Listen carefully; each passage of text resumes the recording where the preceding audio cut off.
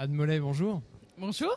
Vous êtes la directrice générale de la communauté des entreprises à mission que vous dirigez depuis maintenant 2 ans. C'est ça, ça va faire 2 ans, en octobre 2020. Je suis arrivée en octobre 2020.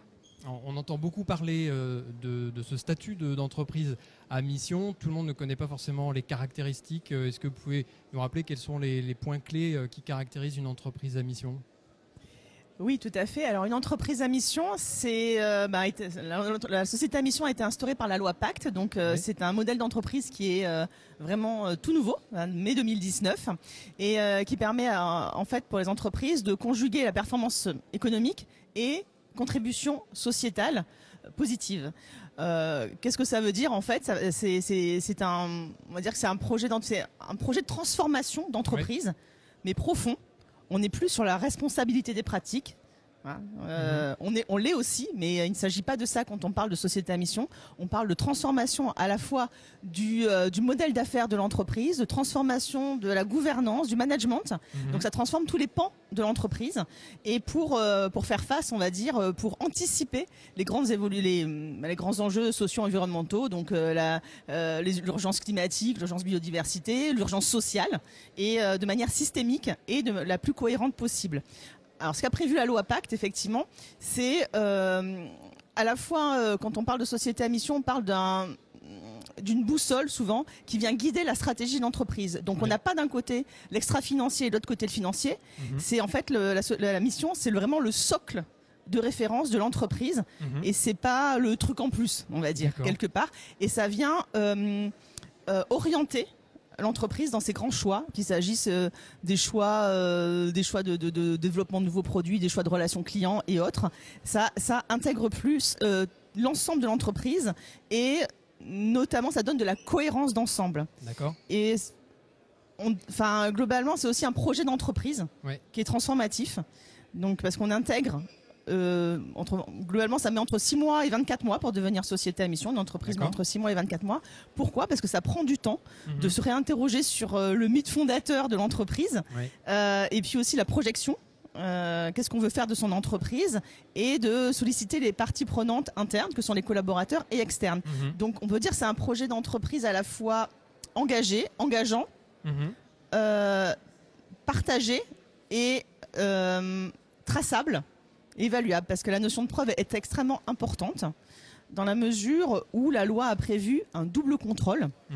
Donc d'abord par une gouvernance de mission, donc le comité de mission, qui intègre des parties prenantes externes, donc qui permet d'oxygéner la gouvernance d'une entreprise, et puis aussi un contrôle par un organisme tiers indépendant qui va venir justement vérifier la bonne mise en action de l'entreprise et voir si l'entreprise s'est bien mis en mouvement par rapport aux engagements qu'elle a pris.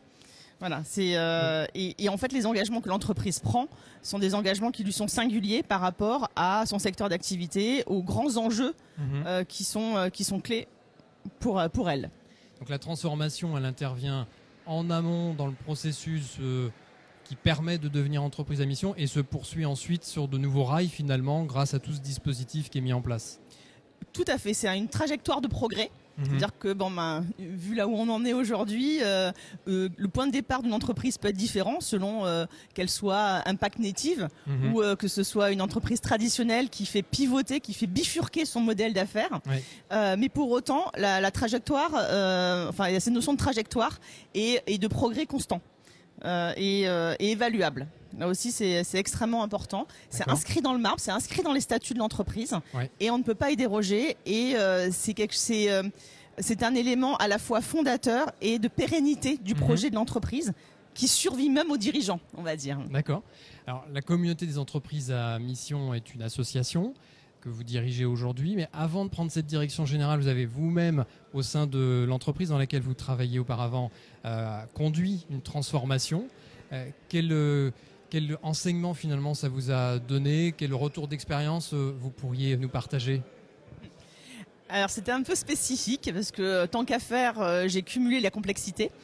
Parce qu'en fait vous parlez de la filiale de Nexity que je dirigeais qui s'appelle Perle, qui est une filiale de à peu près 100 collaborateurs, qui est une filiale d'un groupe coté Voilà. Et donc j'ai transformé cette structure en société à mission dans un groupe coté qui ne l'est pas. Oui. Donc comme quoi tout est possible. Tout est question de conviction et puis le fait de se mettre justement dans cette logique participative. Et ce que j'en retire aujourd'hui, c'est le premier élément qui ressort en fait de mon expérience comme de l'expérience de beaucoup de dirigeants qui se sont lancés, c'est l'engagement des collaborateurs. C'est-à-dire que c'est un effet très positif sur l'engagement des collaborateurs qui sont intégrés au projet de l'entreprise et qui sont consultés, concertés, qui co-construisent en fait le projet de l'entreprise. C'est-à-dire depuis les années 80, on a un peu tendance à oublier que l'entreprise, c'est avant tout les humains et les collaborateurs qui la composent, le collectif, et que ce n'est pas forcément que de répondre à des exigences actionnariales. Et ça permet de remettre vraiment l'entreprise au cœur, l'entreprise en tant que projet de création collective et non pas collectif d'intérêt, on va dire, et de redonner un peu de pouvoir entre guillemets aux collaborateurs sur le sens qu'ils donnent à leur action de tous les jours. Et ça, ça se voit à la fois dans l'engagement des collaborateurs présents, et puis aussi dans l'attractivité, un effet très bénéfique sur l'attractivité de l'entreprise. Et quand on connaît la guerre des talents actuelle, on ne peut pas dissocier la valeur d'une entreprise de la valeur des talents qui la composent. Donc là encore, c'est un élément supplémentaire pour dire que on parle d'un tout. Voilà, on parle d'un tout. Ça pousse aussi à l'innovation. Ça aussi, c'est un élément très important parce que qui dit renoncement, parce qu'il est possible de renoncer à certaines pratiques, de renoncer à certaines activités quand on est société à mission, parce qu'elles ne sont plus en cohérence et alignées avec la mission que l'entreprise s'est donnée, la raison d'être et les objectifs socio-environnementaux que l'entreprise a choisis. Et donc, qui dit renoncement, dit aussi ouverture de nouveaux champs d'innovation.